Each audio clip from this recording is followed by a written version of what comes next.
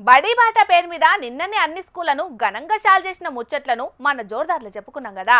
సర్కార్ బళ్లను ఘనంగానే షాల్ చేసిండ్రు గాని చాలా స్కూళ్లలో మాత్రం అసలుకు ఏం సౌలతులు లేక పిల్లలు అరిగోస పడే పరిస్థితి ఉన్నది. ఇగో గీడో బడి పరిస్థితి ఎట్లున్నదో చూడుండ్రోలా.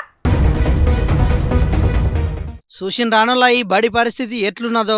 చెయ్యి వాటి దొబ్బినా రాలిపోయేటట్టున్న గోడలు, ముట్టుకుంటే ఊసిపోయేటట్టున్న కిటికీలు, తలుపులు, ఎప్పుడు ఊడిపడతాయో తెలియకుంటున్న స్లాబ్ పెచ్చులు. మొత్తంగా చూస్తే ఏ నిమిషానికి ఏమి జరుగునో ఎవరు హించెదరో అన్నట్టే ఉన్నది ఈ బడి పరిస్థితి. నిజామాబాద్ జిల్లా డిచ్పల్లి మండలం మెంట్రాజ్పల్లె ఊర్లది సర్కార్ బడి. ఇక దీన్ని బడానాలనో బూత్ బంగ్లానాలనో కూడా తెలియని పరిస్థితి ఉన్నదని ఆ ఊరి జనాలు గరమవుతున్నారు. ఇక ఈ బల్లె సౌలతులేం లేకున్నా ఇప్పటి సుతం 75 మంది చదువుతున్నారట.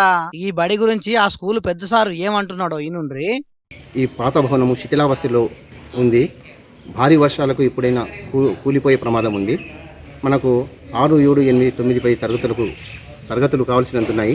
కానీ ఈ భవనం అనేది పాఠశాలలో పాత భవనం ఉంది. ఈ భారీ వర్షాలకు కూలిపోయి పిల్లలపై పడే ప్రమాదం ఉంది. ఈ విషయం ఎమ్మెల్యే గారి దృష్టికి వచ్చినప్పుడు తీసుకెళ్ళడం జరిగింది. తర్వాత ప్రతి సంవత్సరం రాసే రిపోర్ట్లో కూడా ఈ విషయం తెలపడం జరుగుతుంది. ఈ పాత భవనాన్ని కూల్చివేసి కొత్తదిగా నిర్మించాలని. ఇన్నరా ఈ పరిస్థితిని Nizamabad rural MLA Bhupathi Reddy sir కూడా చెప్పిండట. అట్లనే విద్యాశాఖ అధికారుల దృష్టి సుతం తీసుకుపోయిండ్రట. అయినా కూడా ఎవ్వరు పట్టించుకుంటలేరట. ఇప్పటికైనా ఈ పాడుపడ్డ బంగ్లాను ఊలగొట్టి కొత్తది కట్టాలని అంటున్నాడు అక్కడి పెద్ద సారు. మరిగా విద్యాశాఖ మంత్రి ముఖ్యమంత్రి రేవంత్ రెడ్డి సారు జర సర్కార్ బల్ల సౌలతులు ఎట్లున్నాయో ఓ పారి మీటింగ్ పెట్టి అరుసుకోండ్రి. వానాకాలం రాగానే పట్నంలో కదా పాడుపడ్డ బంగ్లాలను వడగొట్టినట్టు శిథిలావస్థ చేరిన బల్లను సుతం కూలగొట్టి కొత్తవి కట్టుండ్రి. లేకుంటే పిల్లలు క్లాసు రూమ్ ఉన్నప్పుడు మీదికెంచి పెచ్చులుడి కింద పడితే లేని పరిశాన్ మోపైతది. కాబట్టి ముందుగానే జాగ్రత్త పడుండ్రి.